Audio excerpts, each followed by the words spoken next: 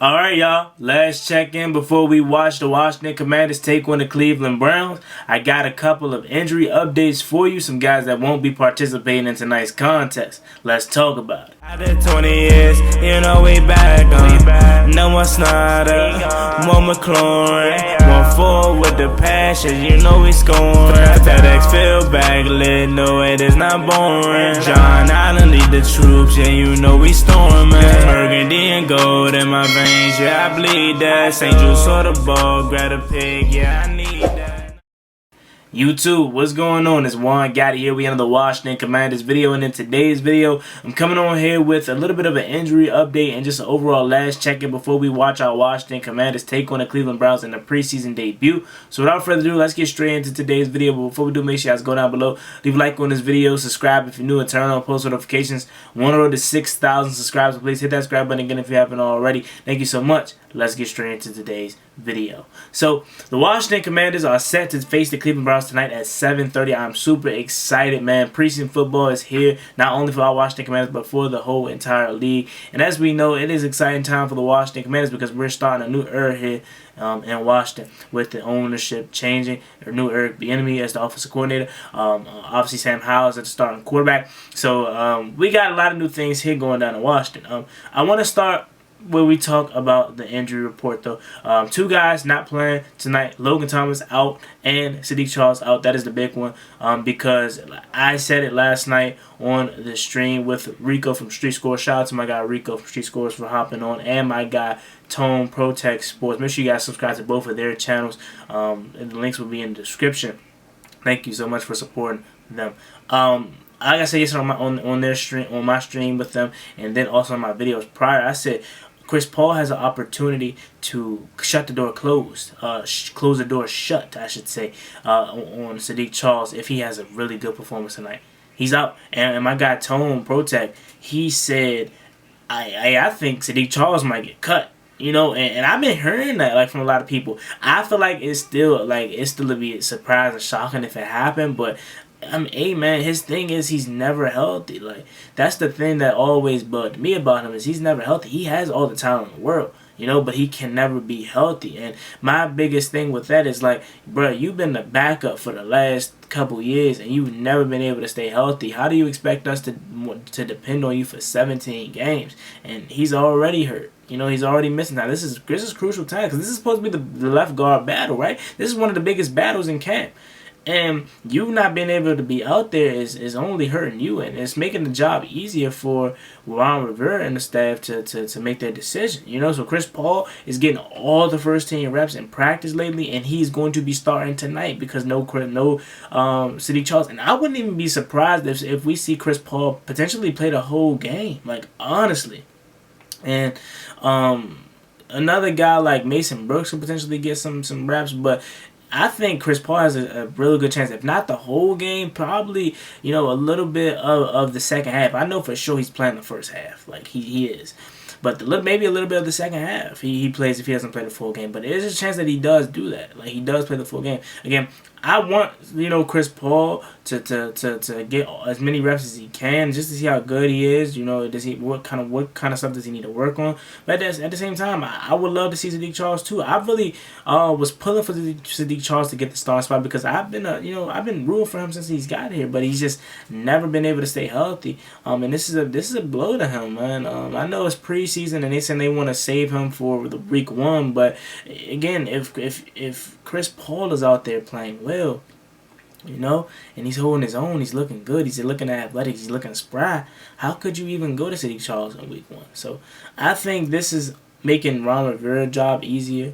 You know, with Saahdiq Charles being out, it's not as close because he hasn't been able to stay on the field. So I'm definitely looking forward to that tonight. See what Chris Paul can do, taking advantage of the time. And that's one thing about sports in general that sucks to a certain degree is like your time comes at an expense of another player, but you gotta do what you gotta do. You know what I'm saying? So hopefully Chris Paul takes advantage of this and he has the opportunity to close the door shut tonight versus the Cleveland Browns. And he's going up against their ones too. So that's gonna be a good test. If he holds his own against the ones, then I think along with Sam Howell being named the starter probably next week, we probably can do the same thing with Chris Paul if they both have good showings. The other guy, Logan Thomas, he's not playing. I wouldn't even want Logan to play in the preseason anyway. Like maybe a couple plays, but not so much. So I'm really not concerned about Logan. Logan's just older, man, and I think maybe his body's starting to shut down on him from a football standpoint. He can't really stay healthy. At this point, I want 2020 Logan Thomas back, but I'm not even sure if he can withhold 17 games. But again, they're keeping him out for week 1. He's an intricate part of this offense, so we need Logan Thomas. But with him being out, this is going to have time for Cole Turner to shine, time for Curtis Hodges to shine. The tight end room is still kind of banging. It's still suffering. Like we came in thinking we had some guys at the tight end room, but obviously Amani Rogers goes down for the remainder of the year, before the season even starts, in the off season. Then now Logan Thomas is hurt. Now his isn't as severe, but we don't know if Logan can stay healthy for a whole year, So this is a good time for a guy like Curtis Hodges and Cole Turner, as I mentioned tonight, to show what they can do. Really the preseason, because I don't think Logan Thomas is going to play at all in the preseason. I think he may play a little bit in the second or third game if he is healthy, but I think they're going to hold him out until week 1. Other than that, I believe that is all for the injury report for who's not playing. Other than that, I think everybody's ready to rock and roll. Washington is set to face the Browns, and we're playing at once. Deshaun Watson is playing, so for all intents and purposes, this is going to be a competitive start. So I'm excited to see how our team holds up against the ones we played them last year. Obviously with Carson Wentz, but this is a different time.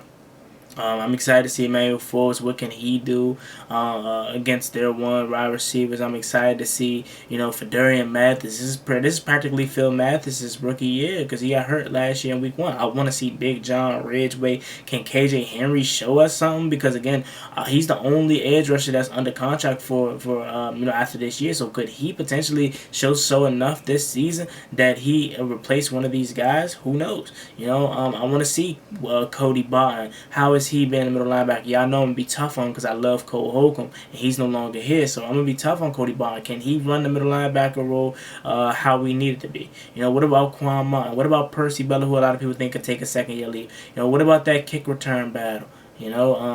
That punt return. Is Casman Allen going to take it away? Is Mitchell Tinsley going to be back there? Is Danny Johnson going to be back there? Is Antonio Gibson going to be back there? Who's going to be our punt return? And then obviously you got the special teams battle, the kicker and kicking battle, the quote unquote kicking battle. I don't necessarily think it's a battle. I just think they just brought in competition for Joey Slye to make him earn it, and he's been good in training camp. And that's all I asked. I said, hey, I don't mind Joey being our guy, but just don't let him be comfortable. Unless you're Justin Tucker, Harrison Buckner, Daniel Carlson, Alex McPherson. Unless you're one of these elite kickers in the league, you should not have a stress-free camp. You feel me? So I'm just excited about that. Obviously, Joey Slye is going to be our kicker. Money Badger, Michael Badgley's been good in camp too, so he's practically just auditioning for other teams. The only way I see Michael Badgley making this team is if Joey Slye goes out there and just stinks it up in the preseason. Other than that, I fully expect Joey Slye to be our starting kicker. Obviously, Tress Wade will not be punting tonight. It will be somebody else. He's just going to be on the holding operation. He's dealing with some back injury, back strain, I believe. So he'll be good for week 1, but they just don't want to, him. They don't want him to force it and injure it more.